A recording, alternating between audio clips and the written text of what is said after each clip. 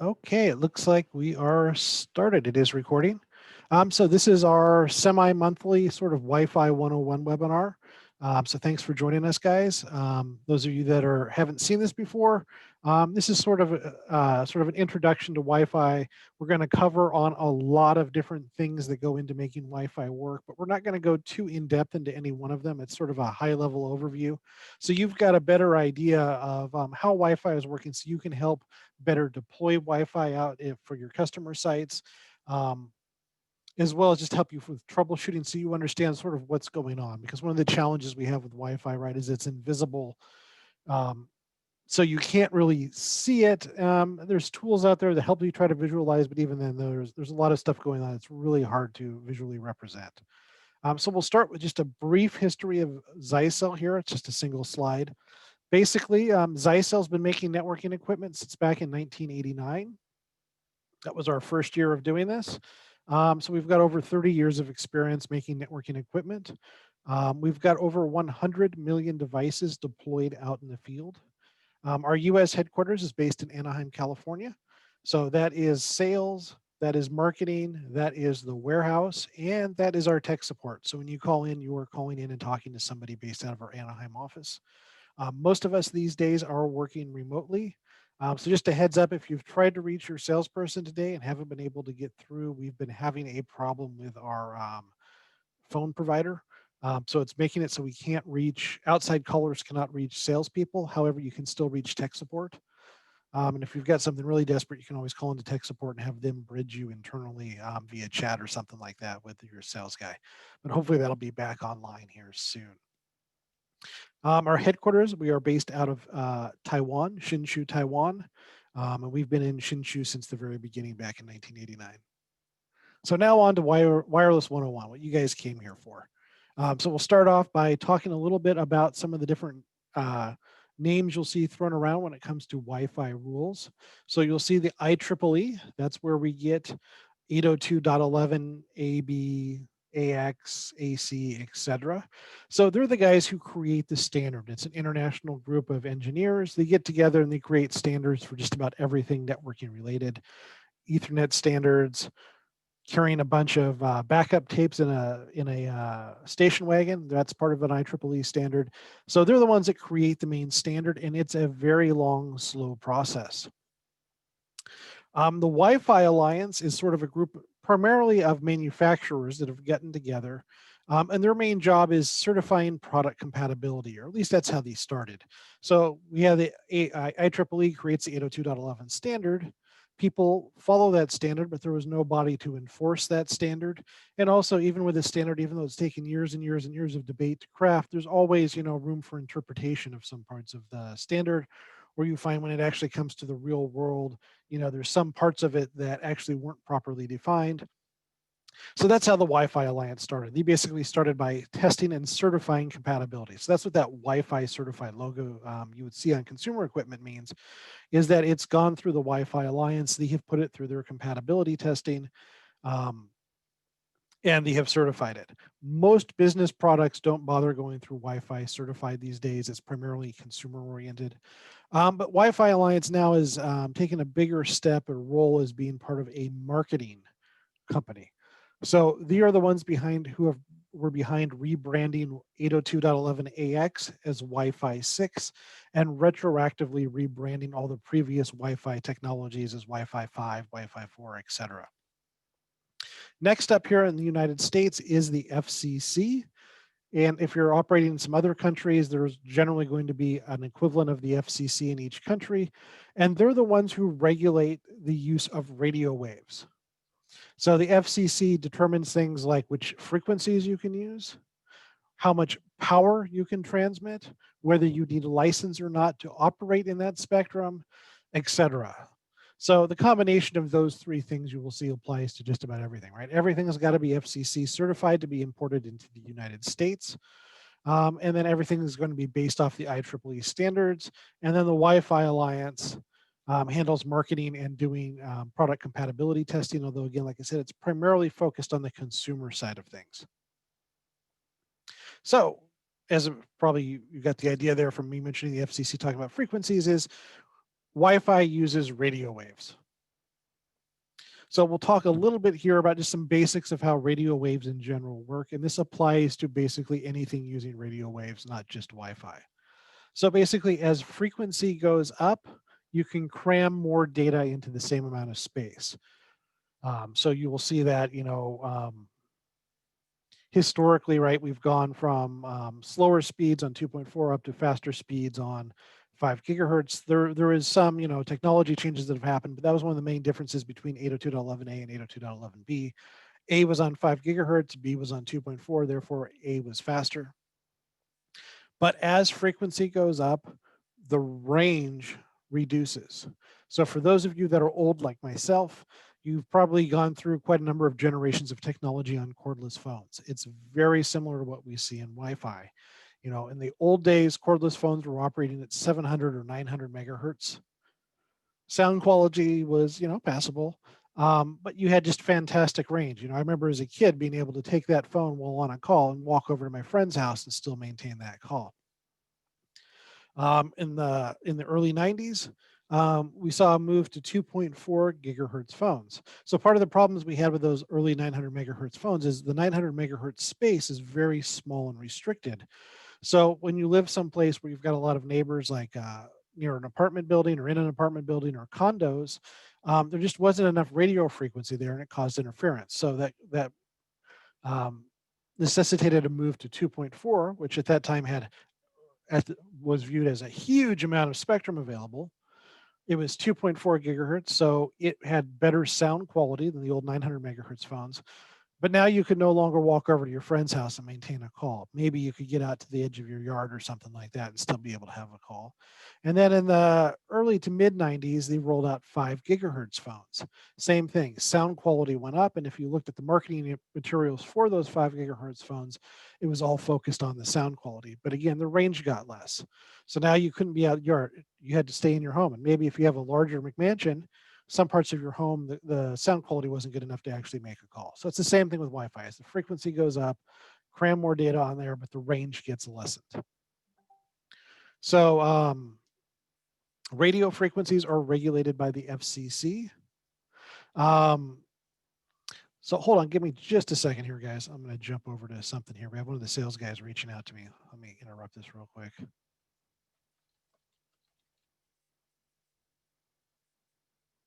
Okay, we're back. Just wanted to let them know that the webinar is going on, so I can't help them right now. So most radios require some sort of license in order to operate, right? You can't just go up and set up your own radio tower with your own radio station. You can't just set up your own TV station broadcasting. And the same holds true for networking technologies.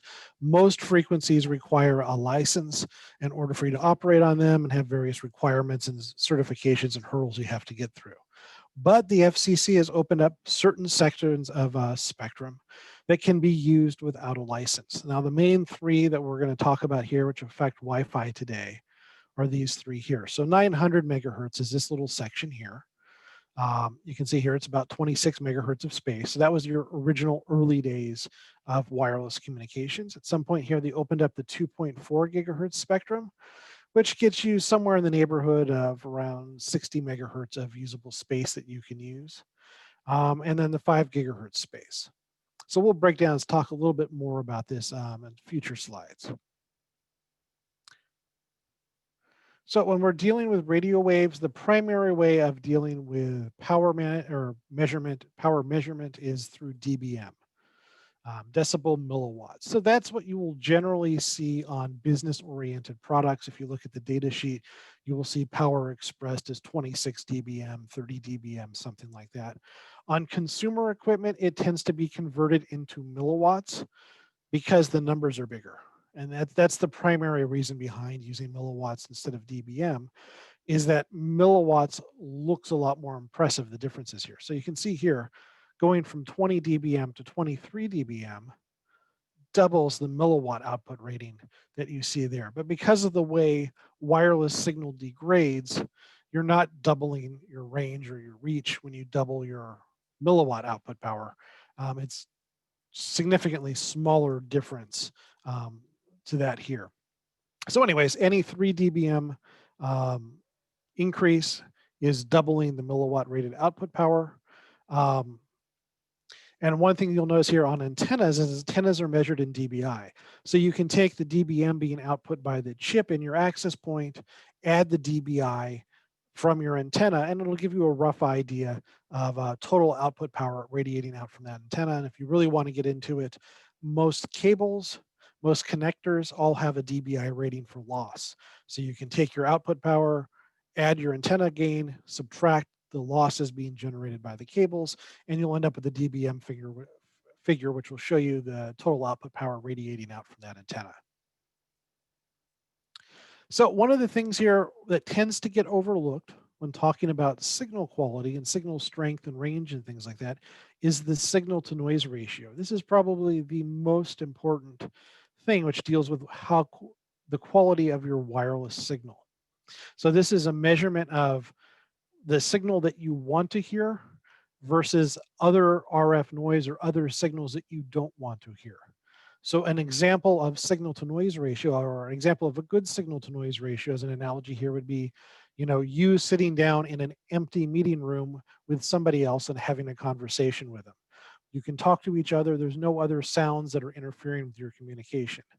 Teleport those same two people into a busy nightclub, and now you've got a lot of the equivalent of RF noise in the sound of the music and the other people talking. So now that same conversation is going to be much more difficult without the speakers getting closer together, without them shouting at each other, increasing the volume. So it's the same thing with your signal to noise ratio. It's how good your access point or your client is able to hear the signal that it's intending to hear and not the other signals that might be bouncing around it.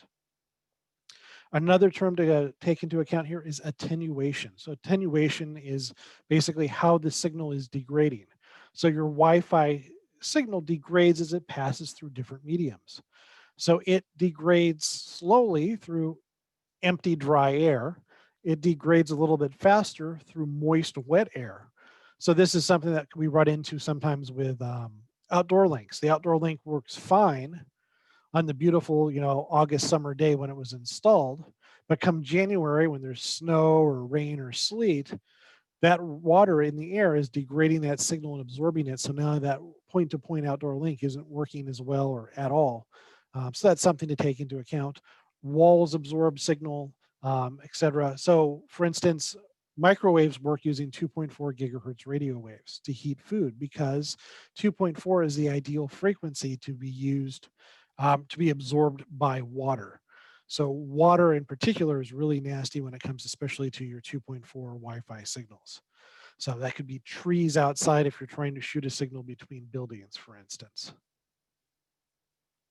So if you really want to calculate your path loss or how far you can shoot that Wi-Fi signal, this is the formula you need to use, right? 20 log 10 distance plus 20 log 10 frequency plus 92.45. That's how you calculate how far, in theory, your signal can go. Of course, it doesn't take into account things like obstructions, other RF sources, things like that. So it can get really complicated.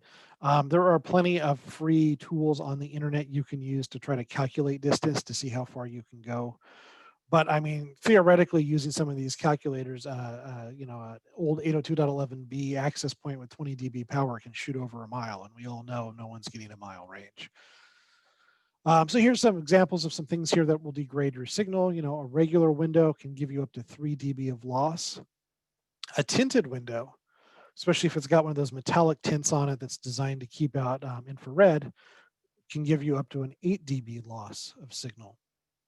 And then generally walls, the thicker they are, the more dense they are, the more loss you're going to have.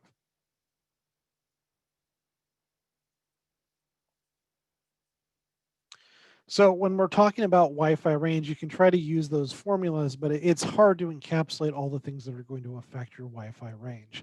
So, right, it's a combination of the signal strength, your signal to noise ratio, the various sources of attenuation, and the frequency that you're using. The other thing that people tend to forget about is that Wi-Fi is two-way communication. So range is going to be established by your weakest member. So in this example here, a typical access point these days has around 500 milliwatts of output power, some even more than that. Your typical phone, on the other hand, has less than 25 milliwatts of output power. So a huge disparity in the strength of the signal.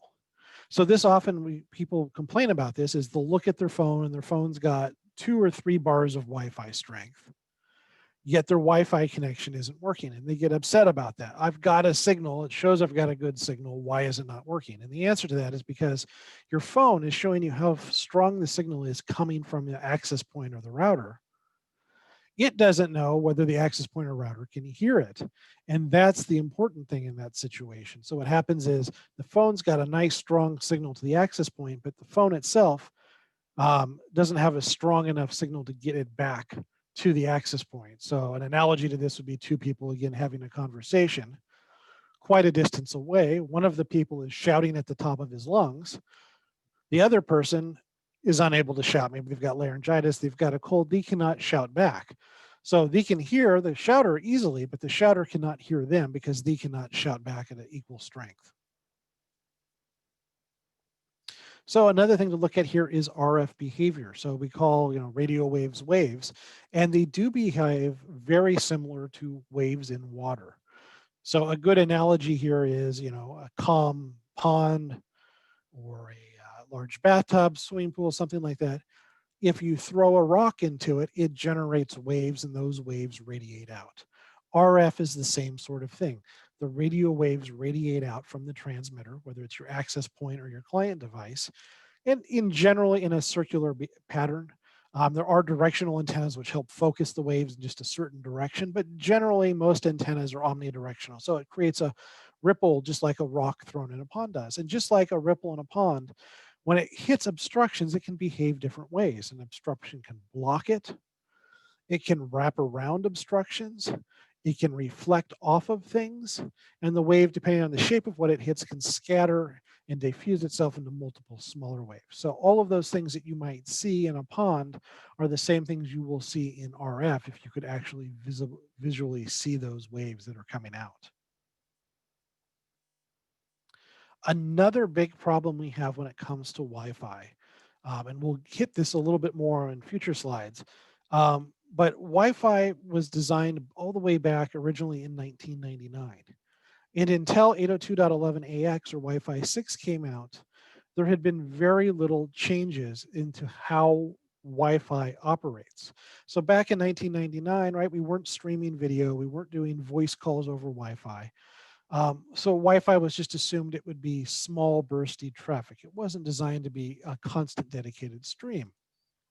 And it also wasn't envisioning the wealth of devices that would be connected onto a single access point. I mean, here in my house, I've got a lot of smart plugs and things. So I've got something like 48 or 50 different devices all connected to my router at a time. And no one, when they were creating the Wi-Fi standard, foretold that we would have a time when you would have that many devices operating at the same time on the same access point. So one of the things that comes up here is when it comes to radio waves, right, only one device can transmit at a time. If two or more devices transmit at the same time, you get interference. So if you've ever been on a long road trip and you get into that in-between space where, for instance, the Los Angeles 103.1 and the Modesto 103.1, two different stations using the same channel, generally far enough apart. But when you're in that middle space around Fresno, they start interfering with each other. Or if you ever had walkie-talkies as a kid, analog walkie-talkies, if you and your friend tried to talk at the same time, it created nasty noise. Same thing happens with Wi-Fi if two or more devices are broadcasting at the same time. So the way they decided to solve it back in 1999 was really simple. Before you transmit, you pause and you listen, is anybody else currently transmitting? If they are, you back off a random amount of time. And when that time is done, you listen again.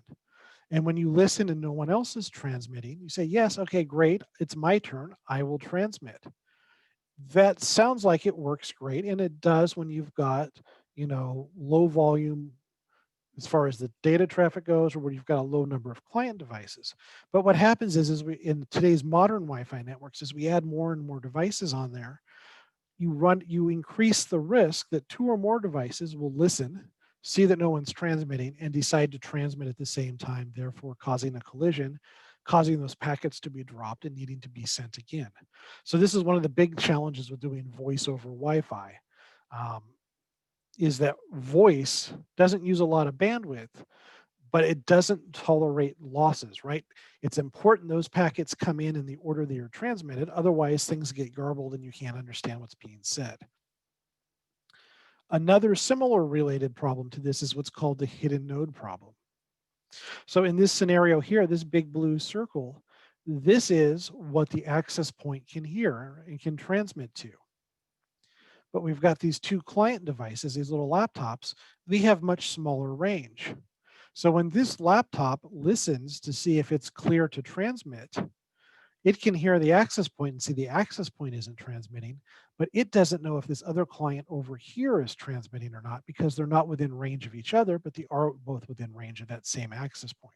So this is our hidden node problem and another cause of packets to be dropped and issues that you run into. And again, this increases the more client devices you have, the more likely you are to run into this situation. And we will sort of come back to that in the future here with how to sort of mitigate some of these things. The next thing I want to talk about is data rate versus throughput.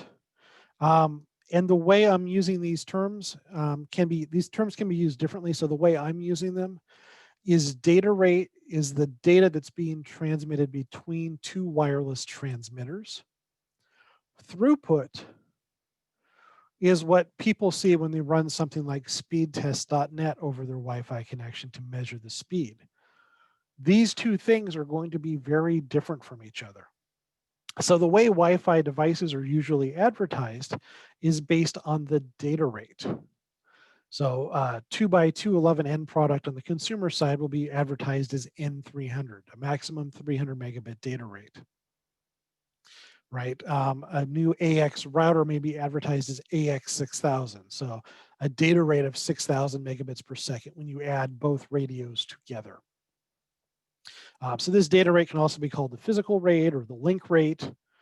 And the important thing here is this includes all of the protocol overhead that goes into making Wi-Fi work. So Wi-Fi is 2.4 or 5 gigahertz. These are unlicensed spectrum. So there's all sorts of other products that can be using this RF spectrum that aren't necessarily Wi-Fi. And so because of that, this RF space is kind of rough. There's all sorts of sources of RF interference, of noise, and things like that. So there's a lot more overhead that goes into making Wi-Fi work than there is on something like Ethernet, where you've basically got a dedicated physical connection with no other sources of interference. So with Ethernet, the difference between data rate and throughput is very, very minimal to the point where most people don't even worry or think about it. But when it comes to Wi-Fi, the overhead is gigantic. It can be up to 50 or 60% of the data being transmitted. So when you're doing something like a speedtest.net, it's taking data from your computer and uploading it to a cloud server somewhere and then telling you, how long it took to send that data. So it will generate a speed based just on the data that it's sending. It isn't taking into account the other 50% of traffic that's being added on top of that by the Wi-Fi protocol to make Wi-Fi work. So that's why if you ever go to Amazon, you'll see lots and lots of people complaining, hey, the router says it's two gigabits and I'm only getting 1 gigabit of speed, or it says it's 300 megabits and I'm barely getting 130 megabits when I go to speedtest.net. So that is why you see those huge disparities. So again, the way all networking equipment really is advertised Wi-Fi, Ethernet, power line, it's based on the data rate. So the data, including the overhead, versus your speed tests and your other speed test software, which is not taking that into account. So next question is, well, how do we increase speed when it comes to Wi-Fi? Now, I'm looking at this not from what you do out in the field, but as what does Zyxel do as a manufacturer? What does Qualcomm do as a chipset manufacturer to increase speed? So there's three main ways over time that speed has been increased. So the first thing here is the encoding, QAM. So QAM basically tells you how much data can be crammed onto a certain area of the radio wave. So 11N use 64-bit QAM, 11AC increase that to 256 QAM, And 11AX takes us all the way up to 1024 QAM. So one question I've gotten in the past is, well, why did they take so long to increase the QAM? And it's simply, we need to have enough horsepower, right, on your Wi-Fi chip that it can do that level of encoding. It's going to take the data and encode it onto this radio wave. So that requires a certain amount of horsepower. So it requires a lot more horsepower to do 1024-bit encoding versus 64-bit encoding. In addition to that, with Wi-Fi, we're talking about primarily mobile devices. So not only does the chipset need to be powerful to handle this, it also needs to be energy efficient enough that your battery lasts a reasonable amount of time. You don't want your battery dying after 15 minutes. So it's taken time for the silicon to get to the point where it's both powerful enough and energy efficient enough to handle it. The next thing we do is we can use what are called spatial streams. I've got a slide coming up that explains spatial streams a little bit more in depth, but basically it's telling you how many streams of data you can send simultaneously. So in the old days, everything was one data stream. 11N gave us 2 data streams and eventually 3, in some cases 4, but usually 2 or 3. And then you get up to stuff like 11AX, which in theory can give you, I think, 8 data streams. The other thing we do is we increase bandwidth. So part of the way we increase our speeds is by increasing bandwidth. So 11G used 20 megahertz of spectrum. 11N used 40 megahertz of spectrum. 11AC wave 1 increased it to 80 megahertz of spectrum. And 11AC wave 2 gave us up to 160 megahertz of wireless spectrum that we can use. So you combine all of these things together to get you what your speed is that you can achieve in theory. So let's talk a little bit first about bandwidth. So your 2.4 spectrum essentially gives you 60 megahertz of spectrum. It's a little bit more than that, but to keep it easy, it's 60 megahertz of spectrum. And a typical 11B or 11G signal used 20 megahertz of that. So even though when you go into the GUI, you would see that you had 11 different channels to choose from, those channels overlap with each other because these channels are not spaced out. These channels are only spaced out 5 megahertz apart, but the channel itself is 20 megahertz. So you end up in a situation where you've got 3 channels that can be used before you overlap. And you want to try to avoid overlapping because that interferes with your signal noise floor. It causes interference between devices connected to different access points or routers. So you might remember one of the ways we increased the speed with 11N was we increased the frequency or the bandwidth we could use to 40 megahertz. So now we're using 40 megahertz of a total of 60 megahertz that's available. So what you end up running into a situation where as soon as you add a second device trying to use 40 megahertz channels, you've now got interference. So 40 megahertz, you may have been able to use it if you've got a nice large home with some space from your neighbors or you're rural. But if you're living in an apartment or condos or in a dense urban environment, chances are you were never able to fully take advantage of a 40 megahertz channel because of the interference with your neighbors. And if you're doing business deployments, right, as soon as you add a second access point, you're in trouble as far as interference goes, and you're losing that performance gain that bandwidth gave you. So that's part of the driver to 5 gigahertz. So 5 gigahertz, in theory, I think opens up like 26 channels to use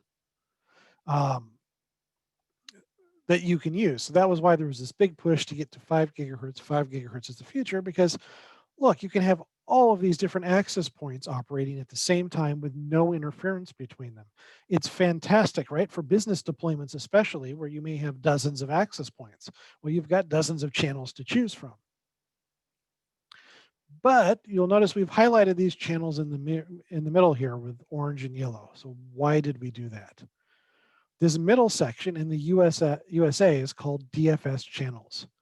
So these DFS channels were portions of the 5 gigahertz spectrum that were already in use when the FCC decided to open them up for unlicensed use.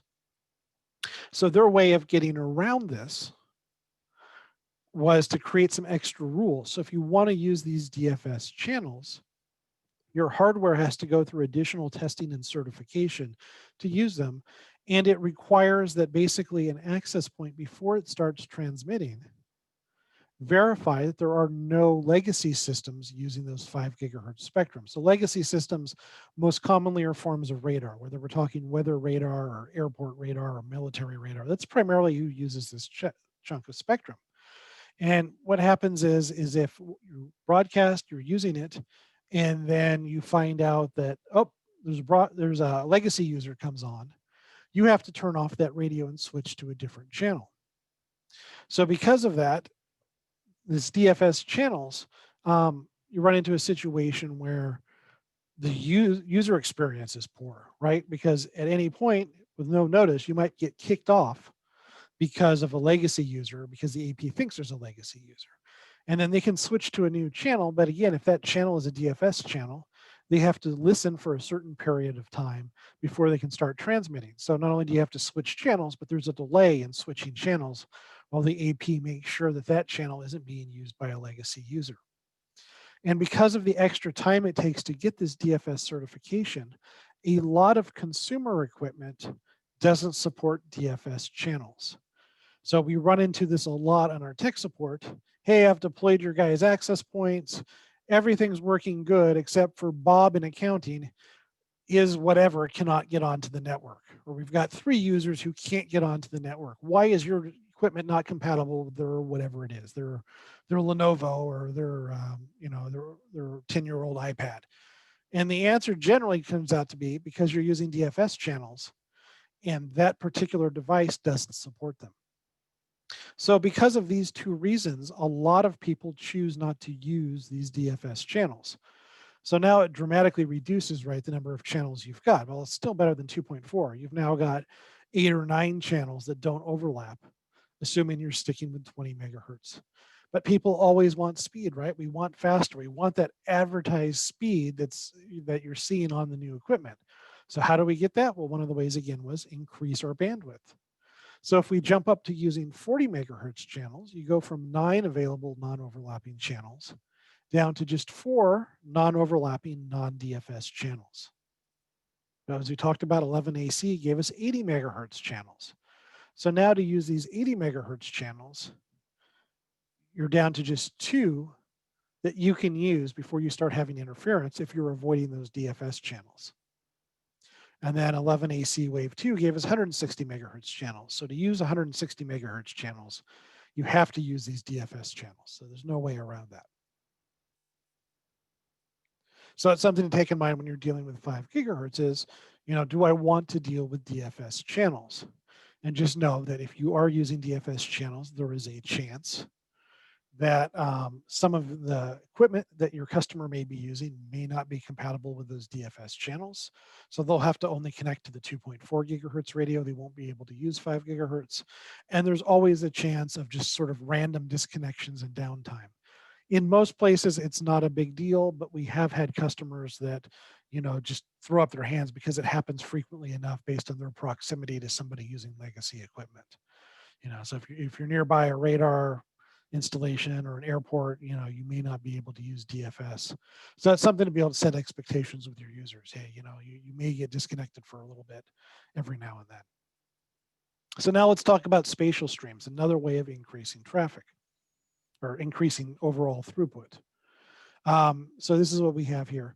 So it started off life in what we call a multipath problem. As I talked about before, the signal radiates out from your transmitter and it can get blocked or bounce off of bounce off of surfaces.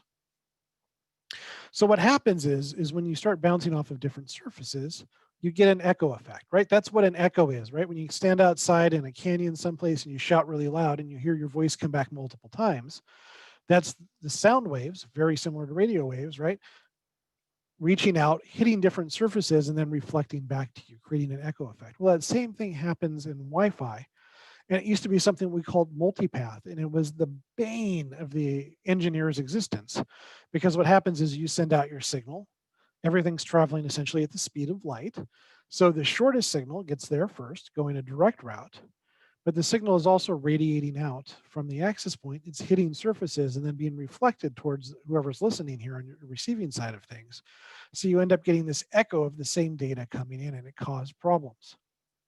Well, somewhere along the line, some people who are way smarter than me figured out technology that allows your Wi-Fi device to be able to recognize what is I'll call it the true signal and what is the reflection, sort of allowing you to cancel out the echo effect. And then someone else took that and said, well, wait a minute, if we've got the ability to recognize echoes, how about we transmit different data over different paths simultaneously? So that's where we get what's called MIMO, multiple in, multiple out. And it takes advantage of this echo effect. And it uses the physical different locations of the antennas on the device. And it sends different data out using the same frequency, using the same bandwidth off of each antenna, knowing that because they are physically separated from each other, the signal is going to take slightly different paths and therefore is going to arrive at the listener slightly offset from each other. And the chips are smart enough to be able to take it, recognize these different signals, even though they're being transmitted at the same time on the same frequency, and send different data over them and then combine it together. So for instance, with 11N, you would get 150 megabit data rate is for one spatial stream.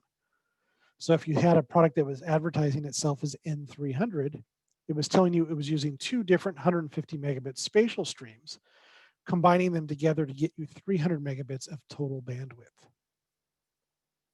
And then with 11AC, they gave us another way of taking advantage of these multipath, giving us something called multi-user MIMO.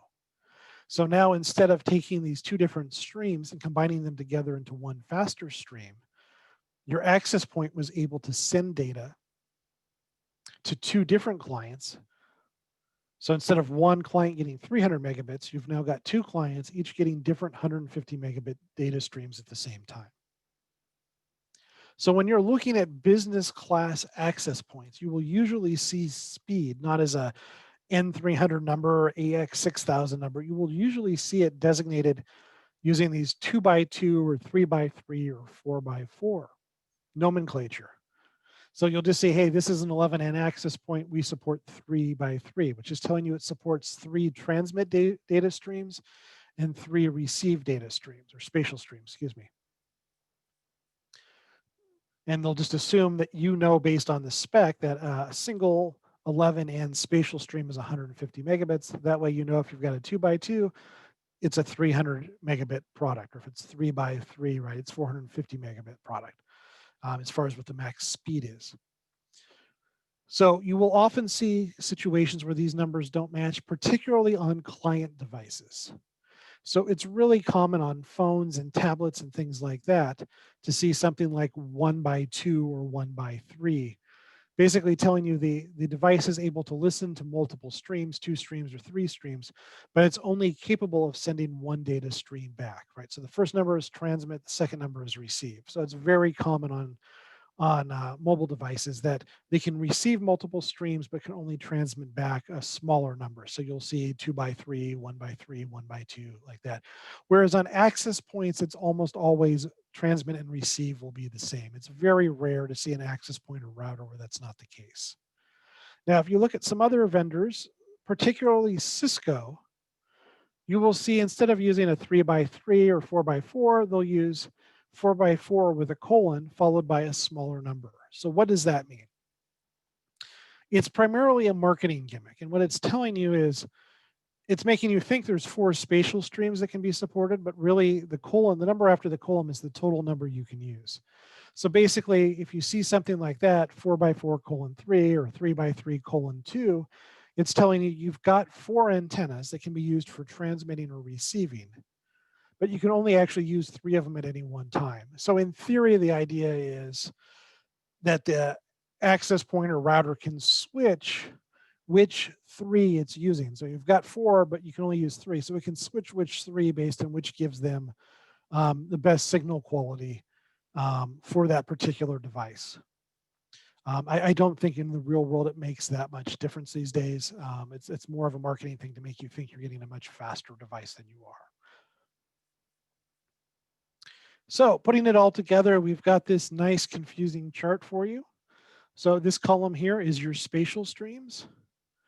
This is your modulation type, your QAM, and then how much RF bandwidth you're currently using. So you can see here with 11N, you support 11N supported with router with one spatial stream. The max QAM that 11N supports is 64, and the max bandwidth 11N supports is 40 megahertz. So that's where we get 150 megabit data rate for a single spatial stream. And that's where like an N300, that's how we know it's two spatial streams, because that's how you get to two, right? Two spatial streams, 64 QAM, 300 megabits. We're going up to an N450 product. That's where we get to 450. Three spatial streams, 64 QAM, 450 megabits. So you can see you combine these all together. So again, even if you've got your router set to something like 80 megahertz channels, it may drop back to 40 megahertz due to compatibility. Even if your router supports 256 QAM, it may drop back to 64 or 16-bit QAM based on the signal to noise ratio. So that's how these things sort of play together to get you that data rate or that physical rate that your wireless device can support. So now let's get to one of our most popular questions that people don't like it when I answer, which is how many devices can I stick on one AP? And the answer to that is I don't know, and you don't know either.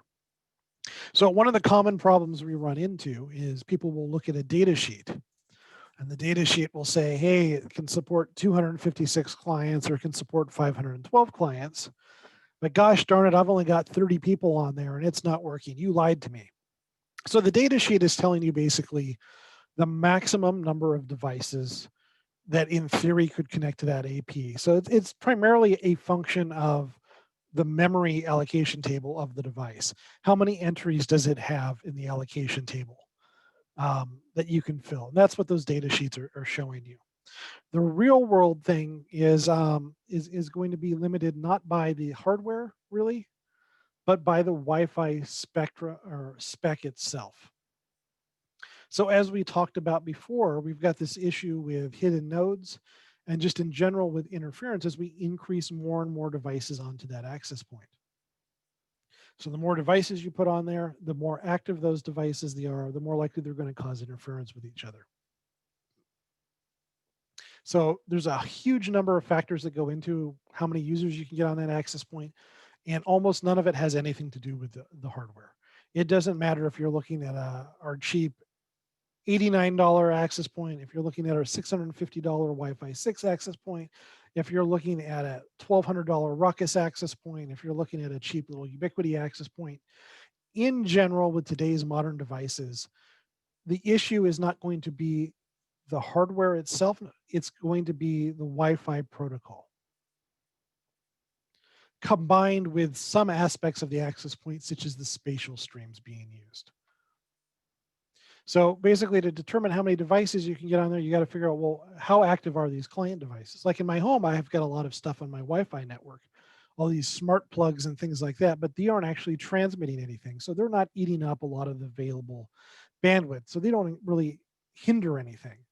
But if all those smart plug devices were streaming Fire TV sticks, streaming 4K, I'm going to run into problems a lot quicker because they're using more, each device is using more of the available band time. And then you've got to take into account spatial streams, data rate, right? So the farther they are from the access point, the lower the signal is. So therefore the slower the speed. So therefore the more time needs to be used to transmit the same amount of data, et cetera. So it's hard to know exactly how many devices you can get on there, and the data sheet isn't going to tell you. So here is one real world example. In this environment here, we are simulating a stream of 3 megabits per second. So that's like a 480p or 720p YouTube stream. In this simulation, the only thing we are changing is how many spatial streams the client device can support. So if we've got a laptop that supports 3 spatial streams, we can have 34 devices simultaneously streaming 3 megabits per second for an aggregated total of 100 megabits of data being used. If we swap out these laptops for a tablet that only supports 2 spatial streams, we drop the number of connected devices to 21. So now we can only fit 21 devices on there and get an aggregated 65 megabit throughput. And again, the only thing that changed is the number of spatial streams the client device supports. Drop it to something like a more inexpensive smartphone, but only has one spatial stream. Now you can only get 10 devices on that same access point for an aggregated 30 megabits total. So that's just one of the many different variables that will go into determining how many devices can be connected to that access point. But my general rule here is changing hardware isn't going to make much or any difference other than when it comes to things like spatial streams and signal strength, right? The more spatial streams, the less amount of airtime each device needs, the more powerful or the signal strength coming out of that device, right? The stronger the signal is to each device, and the more likely that device is able to connect at a faster speed due to the signal to noise ratio. So that's how the hardware is going to affect things. But looking at the data sheet and how many clients are listed, it has very little effect on what you can do in the real world. So I want to talk a little bit here about code channel interference as we lead into smart antenna technology. So David Chen here is asking a question on the previous slide, which is just basically, you know, how is it going to affect things as far as airtime utilization with the difference when you've got a real world environment where you've got a mix of different spatial streams, and it just complicates it that much more, right? So in the real world, you're not going to have everybody with the same laptop. You're going to have a mix of phones and tablets and who knows what else on that network. So all of these things will factor into it. There's no easy way to calculate in the real world what you're going to run into.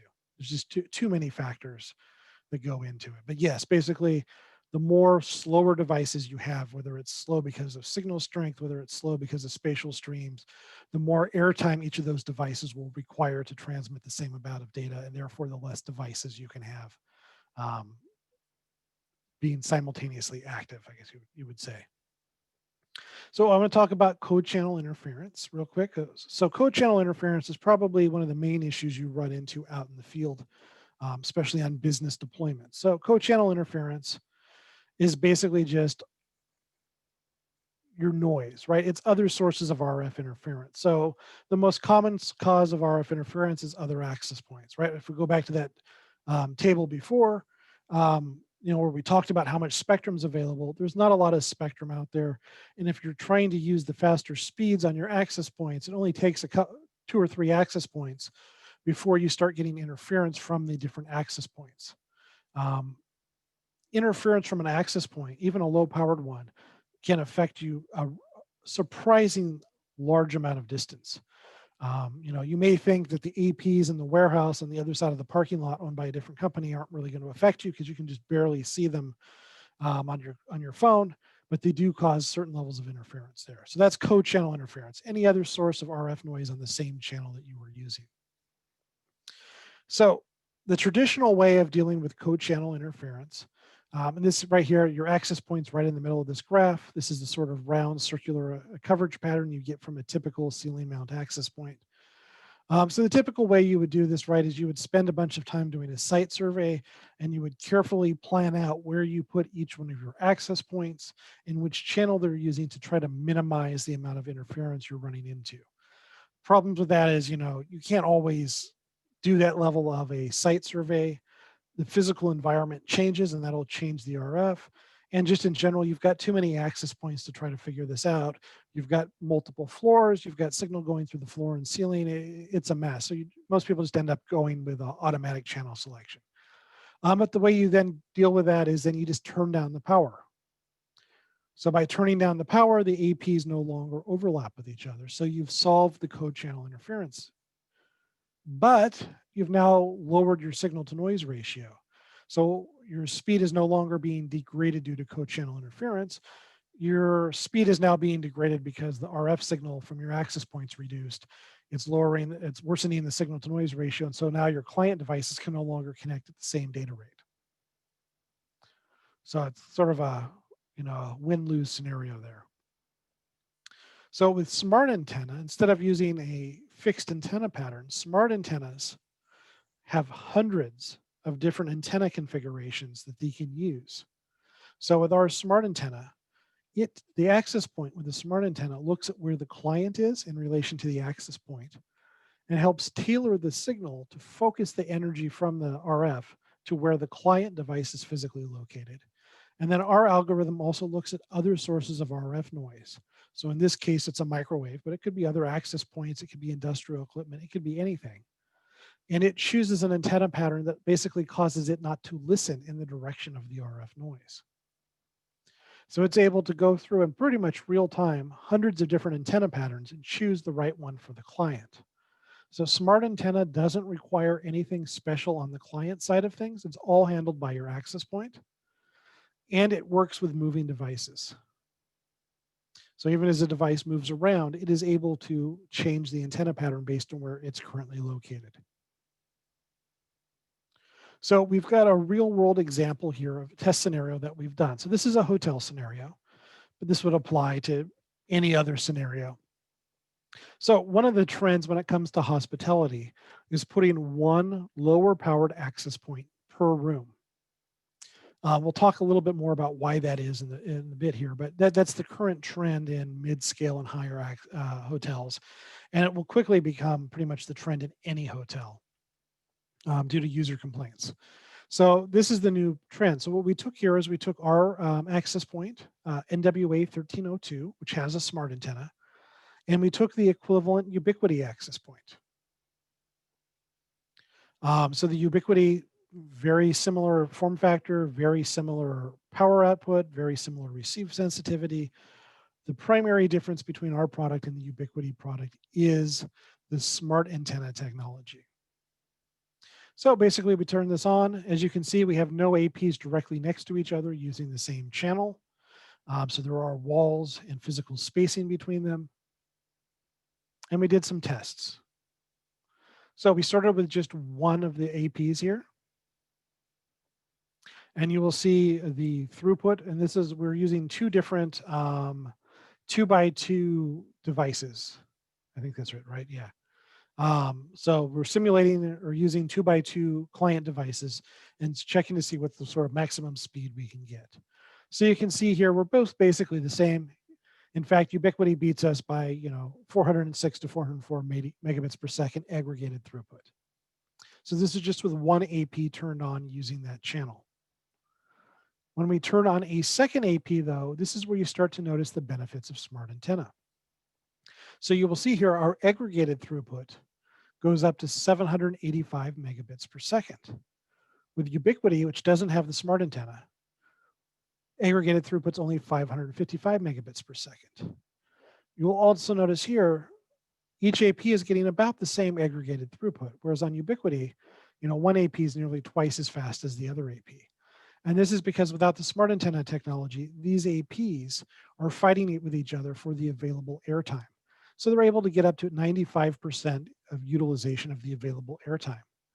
Because smart antenna allows two APs to transmit at the same time and essentially ignore each other, not hear each other, by carefully choosing an antenna pattern which doesn't hear or pick up as much signal from the other AP, we're actually able to exceed the theoretical 100% maximum airtime and achieve 131% airtime utilization.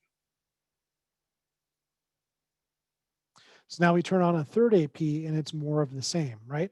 Our aggregated throughput now is over 900 megabits per second. And again, each AP is getting about the same available aggregated throughput. Where on Ubiquiti over here, there's actually a decrease in the aggregated throughput because there's more drop packets. And the available use of airtime is only 91%, so it's dropped. So as soon as you added that third AP, it dropped the airtime utilization because they don't have the smart antenna, where ours continues to improve, now up to 155% of the theoretical maximum. So it makes a huge difference in crowded environments or environments with all sorts of RF noise. So I want to talk about some other different antenna technologies here. So most APs are designed to be ceiling mounted in the center of where they are. So they've got sort of this round antenna coverage pattern we saw a few slides back. But in the real world, we often run into the problem, right, where for whatever reason, we cannot mount the AP onto the ceiling. Maybe it's not allowed. Maybe the AP, the ceiling can't support it. Maybe there's a bunch of duct work up there that's going to interfere with the RF signal. So you have to end up mounting it onto a wall. So the problem is the signal is optimized for ceiling mount. And by rotating it here 90 degrees, you're sending a lot of the signal up into the ceiling and down into the floor. If it's a multi-floor building, you're causing interference to the other floors. If it's not a multi-floor building, you're just losing the signal. It's basically wasting the energy. Oops. Thought I had one more slide here. I think I hid my slide by accident. So we also have a technology that's called dual optimized antenna. So if you don't want to pony up the money for smart antenna, we have something on our access points called dual optimized antenna, where we've got two different antenna patterns, a ceiling mount antenna pattern and a wall mount antenna pattern. So you can choose those on a per AP basis based on where you've mounted that access point. So that's another way, that's a way of dealing with this. So generally, when you're mounting an access point, most APs are, like I said, are going to be optimized for ceiling mount, and you're going to want to mount them generally as high as reasonably possible. And the reason for that is you're trying to minimize the amount of obstructions between the client device and the access point, right? So obviously, if you've got just a ridiculous, you're in a sports stadium, you don't want to mount it right up on the ceiling there because that's so ridiculously high that you're increasing the distance too far, and you're going to get too much attenuation. But in a typical office environment, you generally want to mount it as high as you possibly can. So the signal is going direct from the client device to the access point. It's not having to pass through cubicles or walls or sprinklers or humans, things like that. So one thing that we run into, and this is going to depend on where you are and what the building codes are where you're at. But most of our access points are plenum rated. So rather than mount them underneath a drop ceiling, right, and have to drill holes in the drop ceiling for the mounting brackets and to run the Ethernet cable to them, it's okay to just simply lay the access point on top of the drop ceiling. Again, provided building codes allow it. Because the drop ceiling is generally just fiberboard and it doesn't provide much attenuation. So oftentimes this allows you to have good wireless coverage without needing to do the poking holes in the ceiling that maybe your customer doesn't want you to do with the drop ceiling. It also hides the AP out of the way so it's less visible. You can of course always mount on the real ceiling above the drop ceiling, but the challenge you tend to run into is the real ceiling in most buildings, most office buildings, is just crawling with conduit, whether it's HVAC conduit, whether it's electrical conduit, whether it's piping and plumbing, things like that. Those things are all metal, and metal is horrible at blocking and reflecting RF. So you generally don't want the access point mounted particularly close to any sorts of metal. So you want to try to avoid metal up there. So I mentioned it a few slides back here.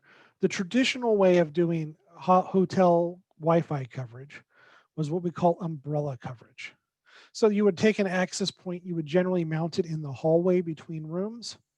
And one access point, depending on the building materials, could cover anywhere from 4 to 16 different rooms.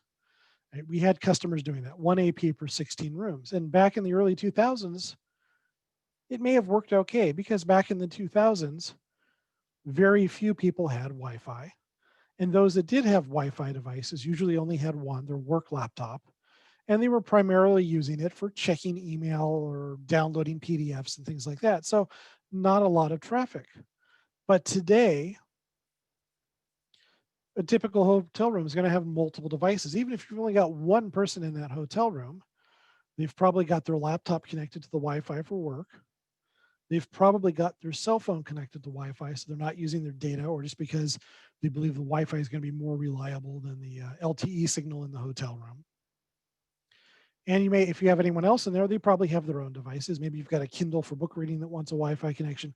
So the number of devices is gone way, way up. And the amount of bandwidth each device is using has gone way, way up. So now these APs, which before worked out in the hall for, say 8 rooms or 16 rooms, they no longer are able to support the number of users and the type of traffic that they're getting.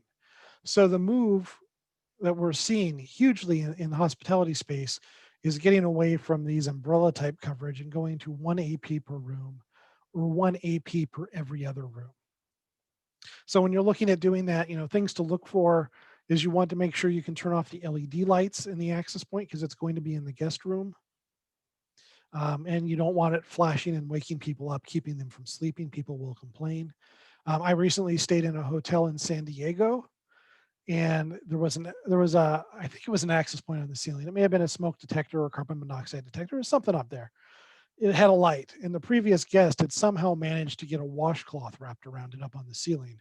And the maid didn't catch it, or she was unable to get up that high to remove it. Um, so that's something to take into account, the ability to turn off the LEDs. The other thing that's going to happen in guest rooms is guests steal anything that's not locked down. So you want to make sure that the mounting bracket that comes with that access point is one that isn't obvious how to separate the access point from the mounting bracket.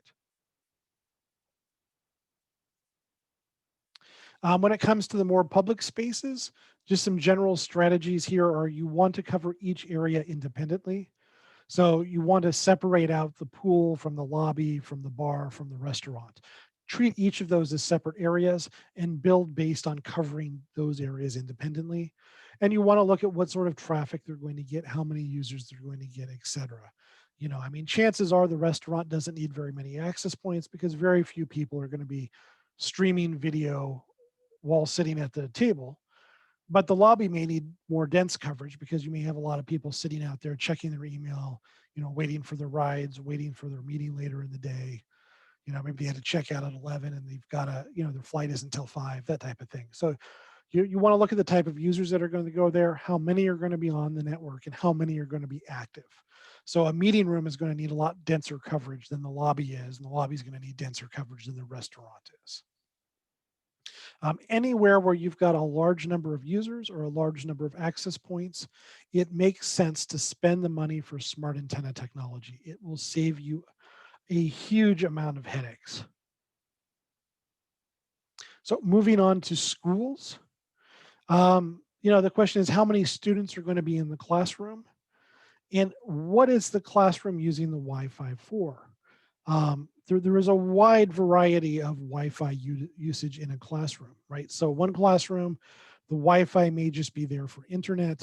So maybe the kids are only using it when they're doing some independent research or they've got some down study time, whatever it happens to be. Whereas another classroom may be a smart classroom, and you've got a teacher that's pushing out their desktop to all of the client devices. So a teacher may take over every student will have a Chromebook or iPad, and the teacher will take over those displays and mirror their desktop. They'll stream video to them, things like that. So that's going to use a lot more bandwidth and be a lot more demanding on the wireless network than if the Wi-Fi is only being used just for general study purposes, during downtime. So you need to take that into account. So just in general, teachers and students should be VLAN'd off from each other to prevent hacking. And then you should use your firewall router rules to allow, if the teacher needs to mirror or stream onto the network, that will be handled by the firewall gateway in your VLAN rules.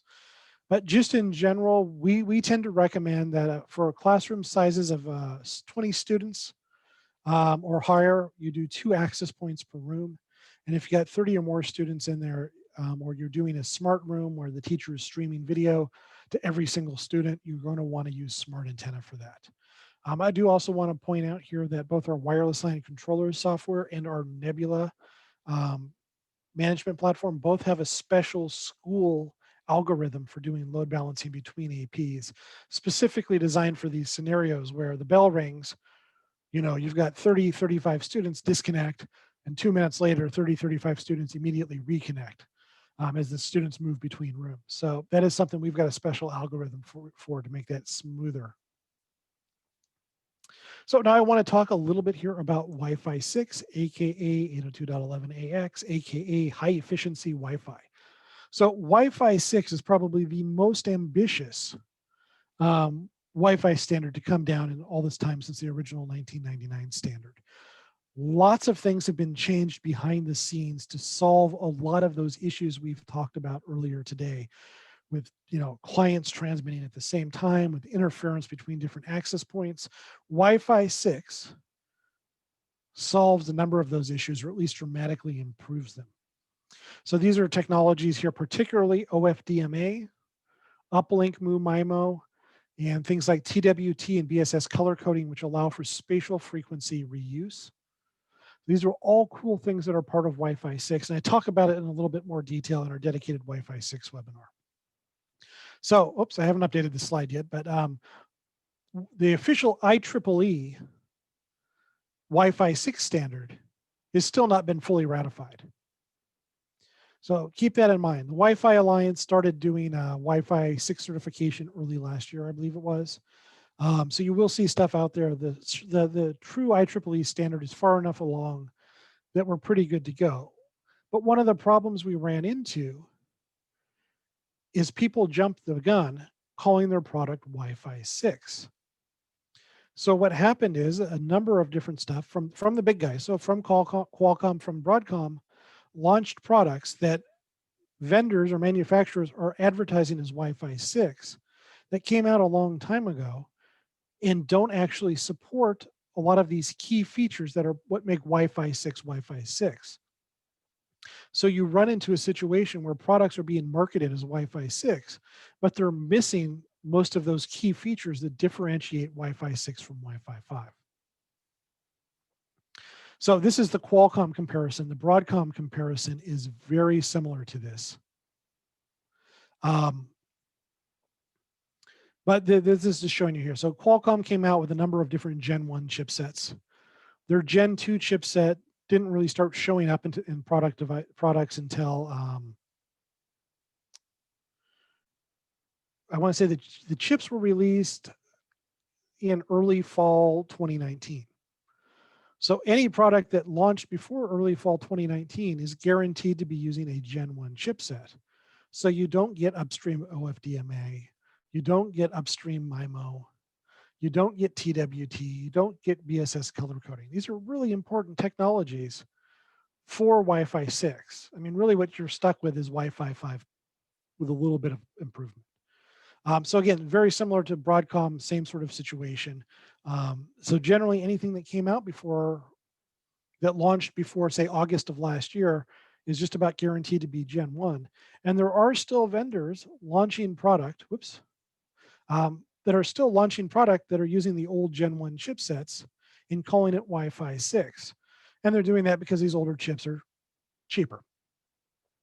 So it's something to keep an eye on. Check the data sheets for some of these advanced features, because the vendor isn't going to say, hey, we're Wi-Fi 6 Lite or Wi-Fi 5 Plus. No, they're going to say this is a Wi-Fi 6 AP. You better figure out whether or not we support those Wi-Fi 6 technologies that actually you care about. So look at the data sheet and look for some of this stuff. Look for OFDMA in both directions. Look for stuff like that. So for Zyxel, both our consumer and our business products all use Gen 2 chips. They all support the full Wi-Fi 6 standard. There's another thing that's just rolling out right now as we speak. Ubiquiti has just launched their Wi-Fi 6 access points. Wi-Fi 6 is the first new technology that operates on both the 2.4 and the 5 gigahertz radio. So if you have an 11AC product, 11AC only improved the 5 gigahertz radio. The 2.4 radio is still using Wi-Fi 4 technology. So with Ubiquiti's new Wi-Fi 6 products that they're rolling out, the 2.4 radio is still using Wi-Fi 4 technology. So that's something else to keep in mind. Our products and most other vendors out there are doing Wi-Fi 6 on both radios. Ubiquiti is not. So that's something else to keep in mind when you're looking, especially on the lower end, price-wise, to take in mind. Do you want to sacrifice and roll out 10-year-old technology on your 2.4 radio when there's modern 1-year-old technology available now with the Wi-Fi 6 that you could have on the 2.4 and get those benefits on 2.4 as well as 5. So you may also have heard of something called Wi-Fi 6E. So the E stands for extended. So the FCC earlier this year opened up part of the 6 gigahertz spectrum for unlicensed use. So now in theory, Wi-Fi can operate on 2.4, 5 gigahertz, and now 6 gigahertz. So It's a huge amount of spectrum.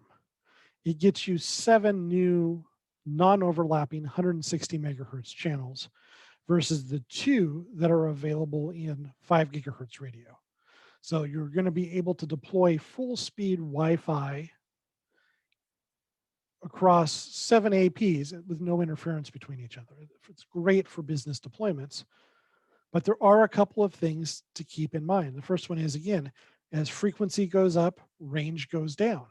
So range is going to be less than with your 5 gigahertz radio on your 6 gigahertz radio. Obviously, another problem is your users need to have devices that support the 6 gigahertz spectrum. So it will require new client devices before you can take advantage of it. And much like Wi-Fi 5, or excuse me, 5 gigahertz spectrum, you had to deal in Wi-Fi with DFS channels for a good chunk of that spectrum because of legacy users. There are legacy users of this 6 gigahertz spectrum. This spectrum is used by utility companies, and it's used by mobile news reporters. So those like satellite connections, those are using 6 gigahertz. So they've had to roll out a new technology. Instead of using DFS, something called automated frequency control. So I'm not going to get into it, but it does throw some monkey wrenches in there on how the 6 gigahertz is going to behave and how Wi-Fi 6E devices need to function to use the 6 gigahertz spectrum. So right now, the US has approved it. I can't remember if EU has approved it yet, but they were expected to, and there's been some other countries that are probably doing it. Wi-Fi Alliance is expected to start certifying the 6 gigahertz devices in early 2021. We probably will have something in late 2021 because there's no real rush to get out there since the client devices aren't there, the support's not there. In general, it's generally better to wait until the second or third generation of silicon comes out while they work out the bugs in the first gen. But it is coming. You will start seeing products with this. You may even there may even be a couple consumer products out there that support it now. I know there were supposed to be. I don't know if they actually shipped or not. But it's going to be a while before it really sees an uptick. But we will be supporting it towards the end of 2021. So that's it, guys. I know there's a lot of stuff we went through. Hopefully I explained it well for you. Feel free to reach out to me offline, seanr@zyxel.com, with feedback on today's presentations. If you think I got something wrong, you feel free to email me. If you'd like a little bit more clarity on something we talked about today, feel free to email me. For those of you asking for a copy of today's presentation, it will be posted to our YouTube channel. I think it's Zyxel North America channel, something really unwieldy like that. It will be posted there. I've also done this webinar in the past, so you can go today and see previous versions of this webinar that I have done on YouTube. And today's will probably be posted by the end of the week. I'd be really surprised if we didn't get it up by tomorrow. I do also want to draw your attention here to our user forums, forum.zyxel.com. Great place to go to talk to other Zyxel users and installers, get feedback from people, bounce ideas off of them. And unlike other vendors' user forums, our user forums are monitored by both our product management team and our R&D team, and you will get answers direct from R&D and the PM team on there often. So it's a great place if you have suggestions for feature enhancements, new products you'd like to see us make. It's a great way to get your ideas directly in front of people who can make those changes. So I think that covers Vincent's question. He was asking about getting a copy of the presentation. So again, it'll be up on YouTube. And there's already past versions of this up on YouTube. I'm not seeing any other questions coming in, guys. So I'm going to go ahead and end today's webinar. If you're typing something up, just go ahead, highlight it real quick, copy it, and just send it to me in an email. Again, it's Sean R. Sean is spelled S-H-A-W-N. The letter R at Zyxel.com. I'll be happy to answer this for you. You can always reach out to your salesperson, David Chen, Jacob Olson. If you're dealing with try, and they can help you out with things too. As far as getting in touch with me or getting questions answered. So hopefully that helps out for you guys. I appreciate you turning out. And as always, feel free to email me any suggestions for other webinar topics. We've been doing the same handful of webinars now for a few months. I'm desperate for new ideas. So if you have any ideas for a webinar you think you would find valuable, or you think other Zyxel resellers would find valuable, particularly dealing with wireless or consumer products, email me those suggestions, because I desperately need some ideas for new presentations. Thanks, guys.